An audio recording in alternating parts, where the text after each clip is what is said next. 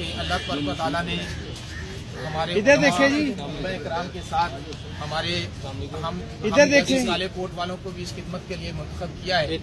اللہ تبارک و تعالیٰ اسے ہمارے لیے دنیا و آخرت کا سرمایہ بنائے اور اللہ تبارک و تعالیٰ ہمارے دلوں کو طمع و لالچ سے محفوظ رکھے. آج ہم نے الحمدللہ 4 علماء اکرام جناب علامہ شفقت جمیل صاحب، علامہ محمد اعجاز اشرفی صاحب اور علامہ مفتی محمد عابد رضا صاحب اور جناب پروفیسر شفقت رسول صاحب، ان کی بیل پٹیشنز موو کی تھیں. اور یہ جس وقت یہ وقوع سرکار ایلیج کرتی ہے کہ اس وقت ہوا تھا، اس وقت یہ نماز ظہر کا وقت تھا اور نماز ظہر کے وقت یہ تینوں چونکہ اپنی اپنی مسجد میں امام ہیں تو سب اپنی اپنی مساجد میں نماز ظہر کی امامت فرما رہے تھے. اور شفقت رسول صاحب کا چونکہ بزنس ہے اور لنچ ٹائم تھا تو یہ اسپیسیفکلی لنچ ٹائم میں اپنی شاپ پر ہوتے ہیں تاکہ ملازمین کو کھانے کی چھٹی دے سکیں. تو یہ چاروں کی non presence at the place of occurrence تھی، یہ ہم نے کورٹ میں کہا. اور دوسری بات تو باقی قانونی نکات ہیں جس پہ ہم نے بات کی، وہ چونکہ کورٹ میں کیے گئے ہیں اس لیے اس پہ میں ریپیٹ نہیں کرتا.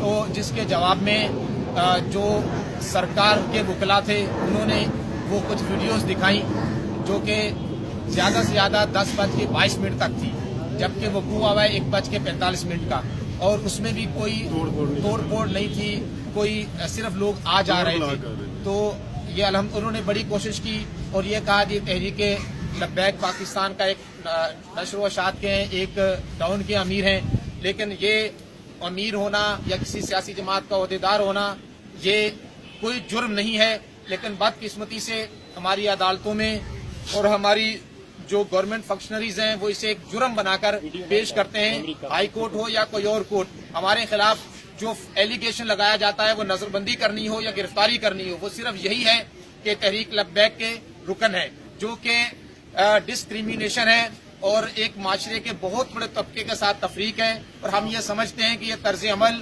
عوام کے دلوں میں اداروں کا، عدالتوں کا احترام زائل کرے گا اور ان کے دل میں مزید نفرت کے جذبات ابھارے گا. نہ یہ ملک کے لیے اچھا ہے، نہ یہ قوم کے لیے اچھا ہے اور نہ ہی یہ اسلام کے لیے اچھا ہے. ایسا کرنا یقیناً یہ خودکشی کرنے کے مترادف ہے. لیکن ہمیں افسوس ہے کہ نہ جانے کن قوتوں کے اشارے پر وہ کون سے نادیدہ ہاتھ ہیں کہ جو نظر تو نہیں آتے لیکن جو کام کیا جا رہا ہے وہ ملک معاشرے کو تباہی اور بربادی کی جانب دھکیلا جا رہا ہے. ہم سب اس مسئلے میں پریشان ہیں اور ایک محب وطن شہری ہونے کے ناطے ہمارا دل انتہائی دکھی ہے. ہم بہت غمگین ہیں کہ آخر یہ ہو کیا رہا ہے کہ اس طرح تو جب کوئی مسئلہ ہوگا تو عوام کبھی بھی اداروں کی پیٹھ پہ کھڑی نہیں ہوگی. تو یہ بہت بڑی ایک سازش تیار کی جا رہی ہے. اللہ کرے کہ یہ ہمارے ادارے، ہماری مقتدر قوتیں یہ اس بات کو سمجھیں اور اس بات پہ غور کریں کہ ایسا کرنا کبھی ملک و قوم کے لیے اچھا نہیں ہے. ہم وہ لوگ ہیں کہ جنہوں نے پاکستان بنانے میں 6.5 لاکھ کی قربانی دی. ہم وہ لوگ ہیں جن کی آباء و اجداد نے اس ملک کے لیے شہادتیں دی. ہم وہ لوگ ہیں جنہوں نے ہمیشہ امن کا پرچم بلند کیا. ہم وہ لوگ ہیں جو صوفیہ کی تعلیمات پہ چلنے والے ہیں. ہم وہ لوگ ہیں جو کفار کو اور غیر مسلموں کو اپنے دسترخوان میں بیٹھ کر کھانا کھلاتے ہیں. تو ہمارے ساتھ یہ ظلم و زیادتی روا رکھنا یہ بہت بڑی زیادتی ہے.